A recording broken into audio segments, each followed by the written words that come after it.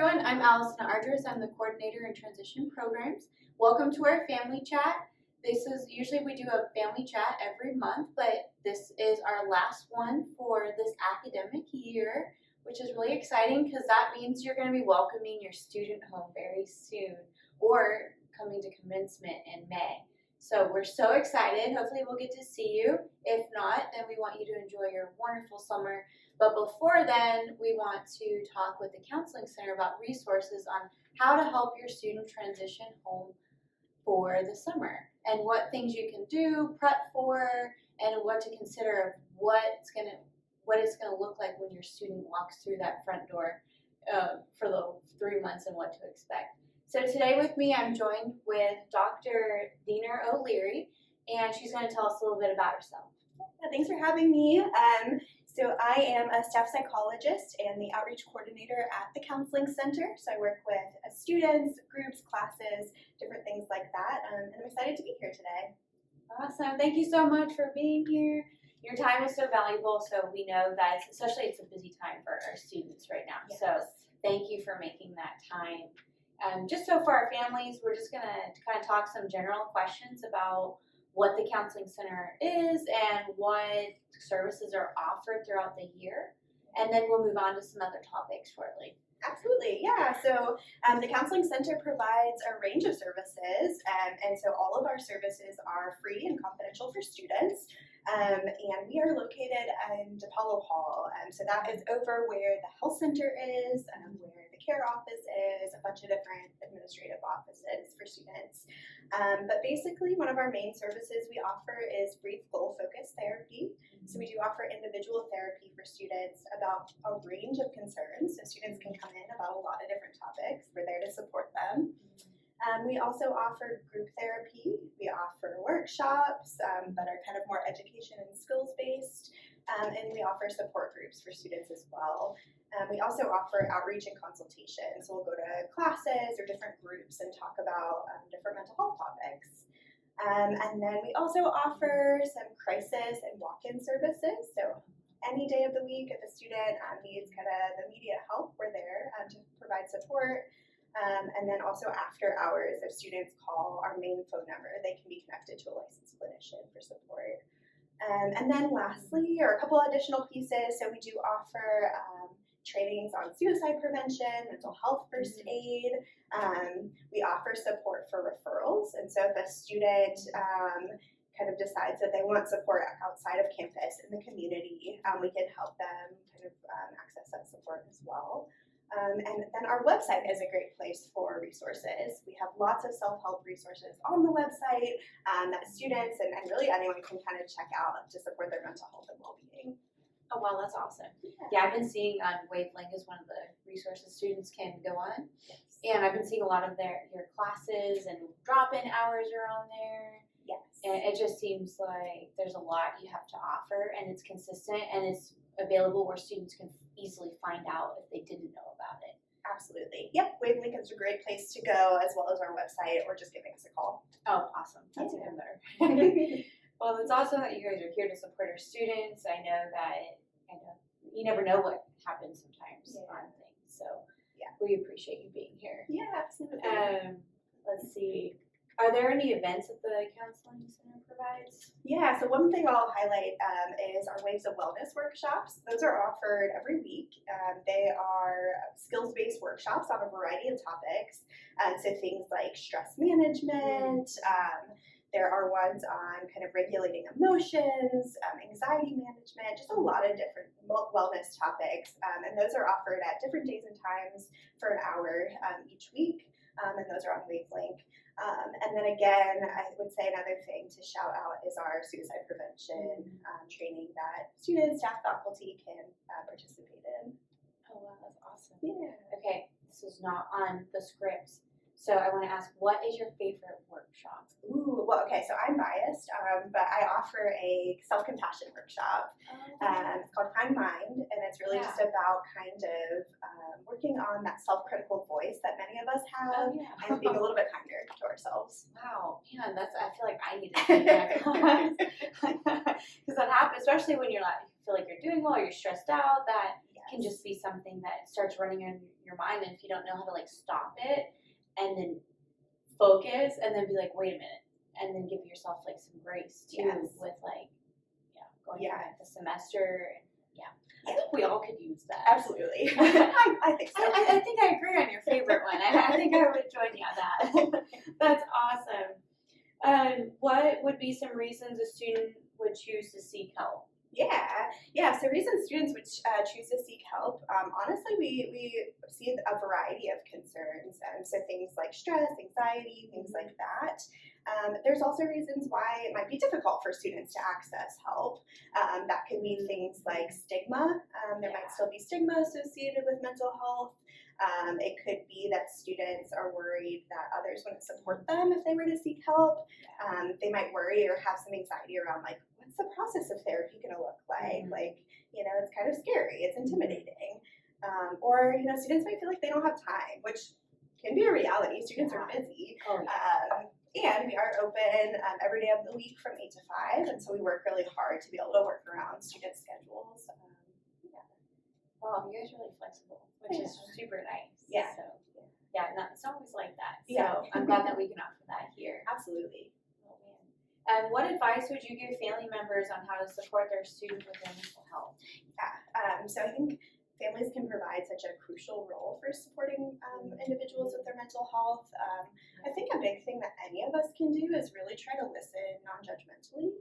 So we really want to try to listen to understand, to kind of put ourselves in that other person's shoes. We often try to relate from our perspective, and that may or may not be helpful. Kind of coming from a place of trying to understand where your student is coming from, understand their perspective, really give a lot of empathy. We all, I think at certain times, want to give advice or say like, hey, you should do X, Y, and Z. This worked for me. And that may or may not be helpful. So really trying to lead from a place of like, listen, I might not know what you're going through, but I'm trying to understand and I'm here to help you and try to support you. I think really trying to educate yourself about what resources are available so that you can then educate your student. So whether that's the resources on campus or in the Wilmington community, looking at our website, we have a great referral database. And so you might be able to look through that and then provide that kind of support for your student. And then lastly, I will say one of the biggest things that folks can do is really model mental health and taking care of themselves. So really, prioritizing self-care for yourself and modeling positive coping strategies that can really normalize it for students and help them see that, hey, like, mom and dad are doing that, I can do that too. Oh, wow. What would be some examples of some healthy coping mechanisms? Yeah, absolutely. So I think, reaching out for support, like modeling like, hey, it's okay to talk about this stuff and providing that safe space. I would say, engaging in different positive coping activities. That can be like engaging in joyful movement, going for a walk. It could be, prioritizing things like going to the doctor. So anything like holistically you think of in terms of health and wellness can be a positive coping strategy. That's awesome.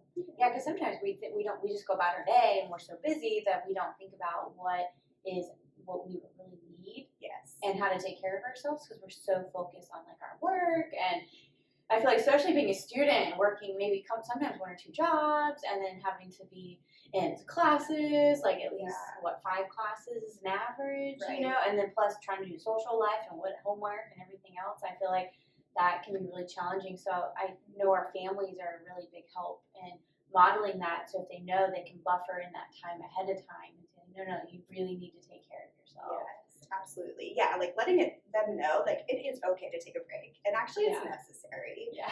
So if you have to schedule in self-care time, because everyone is so busy, if you don't schedule it in, it's not going to happen. Yeah. So setting aside that time to do something you enjoy at least once a day.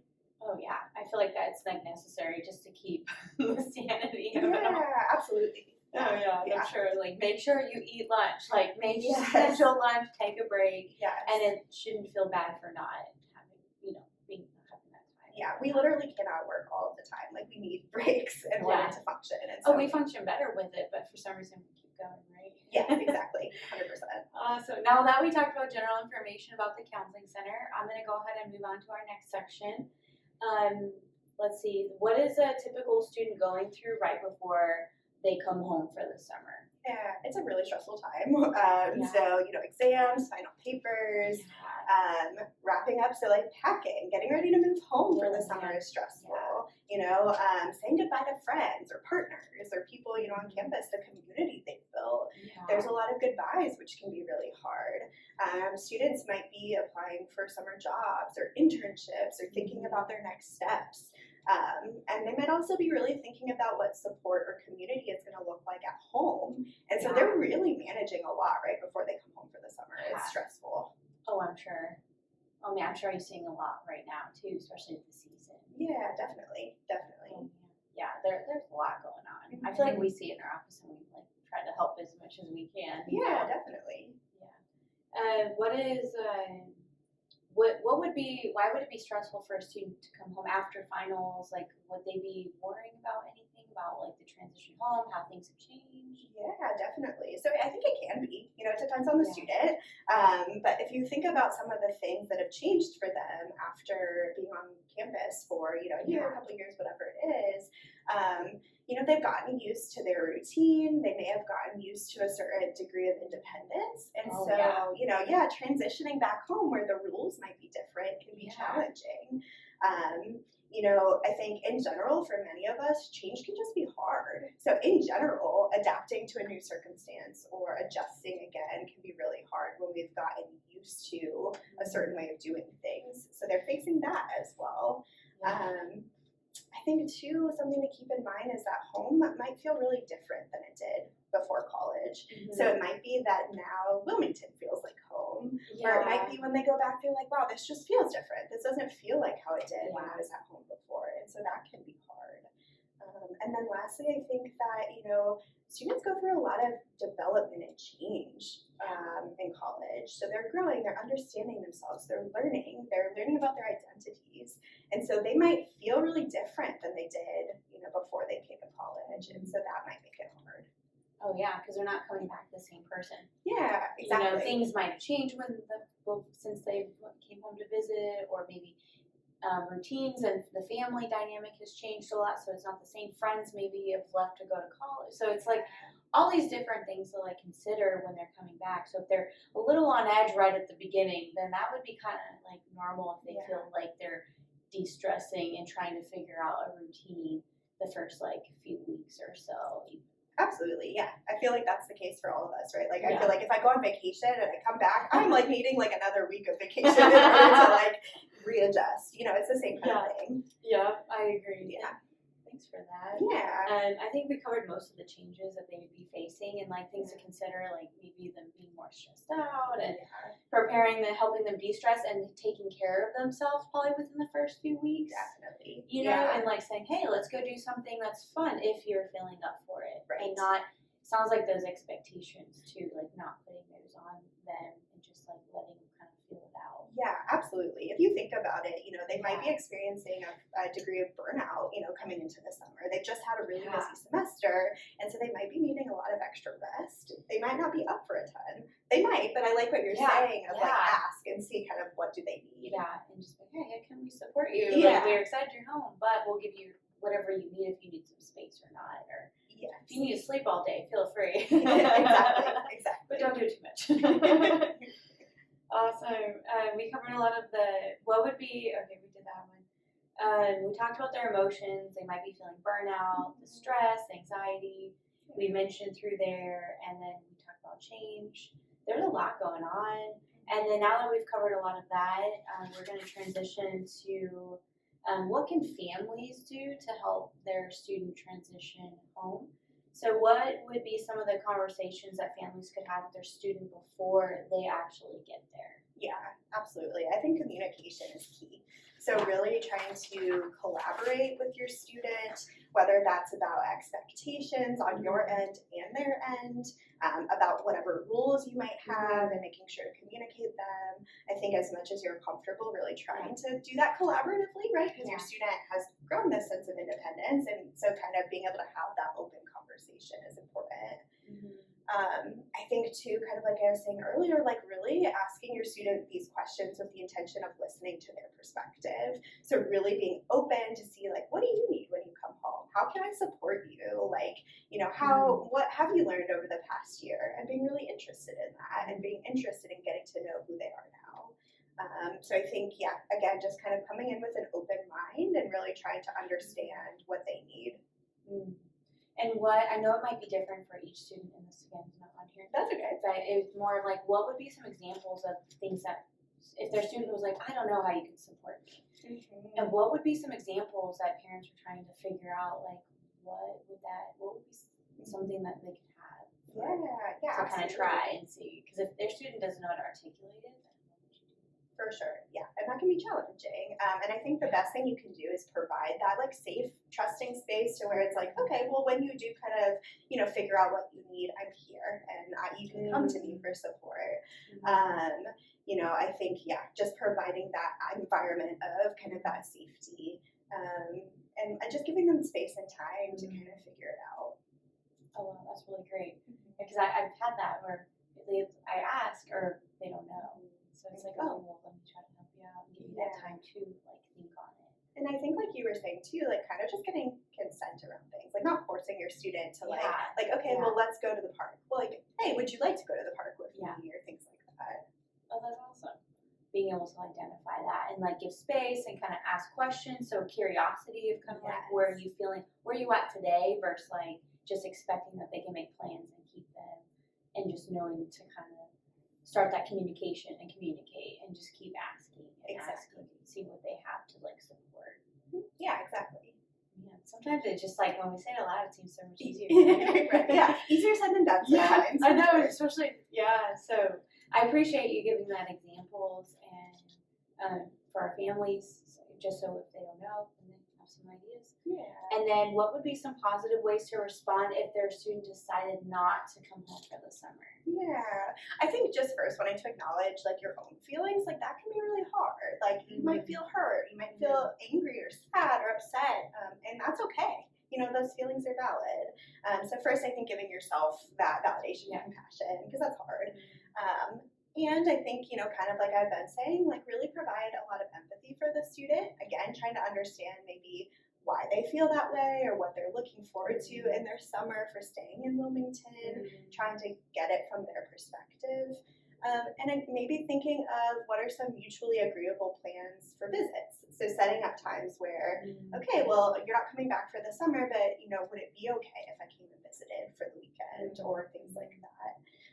And then I would really, again, just provide support and express interest in how they're spending their summer, right? You can still have a really good connection with your student, even if they choose not to come home for the summer. I really like that. That is great advice, especially like having it where they can ask their student to plan dates. So if they don't come home, hey, let's plan times where we can visit and I can see you because I do love you and I miss you. Exactly. And so having that established makes it where the student still feels like they have space and they're doing what they want, and that then mom and dad get to still see them throughout the summer and not feel like they're completely not in the picture too, and making that adjustment. Exactly. That's great. Like that's why I'm like, that's great advice. What tips would you have for families for a successful reunion? Yeah. Again, I would say really being curious, being open, interested in what the student has learned, who they are now, listening with openness and non-judgment. They may have changed. They may be different than the person that you remember when they went to college. And that's okay, and that's to be expected. And so there's a lot of kind of excitement in getting to know this grown person who's coming back. I think being really respectful of what they've learned and how they've grown, it might be different. You might have differing views and beliefs now, and that's okay, and allowing for that difference and that maybe disagreement. I would really stress maybe not commenting on physical appearance or how that may have changed. So, just kind of not commenting on that. That can be a really sensitive area, and that might be something someone's struggling with. And so just kind of not having that be part of the conversation. And then really, again, letting them know that you're a safe space. You are someone that they can come to for support, they can trust you, they can talk about maybe different challenges they're having, really providing that open space for them.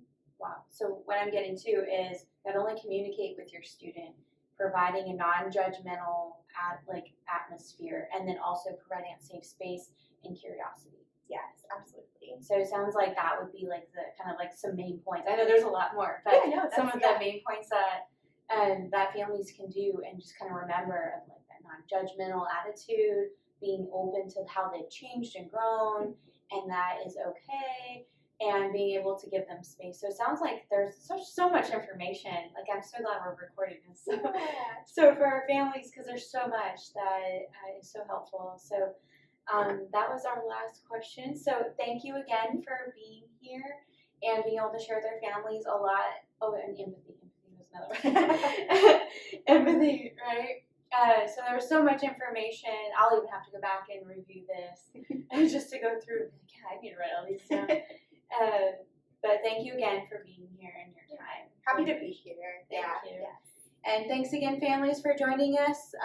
This is our last family chat for the academic year. If you have any questions, please email us at transitions@uncw.edu. Thanks. Have a good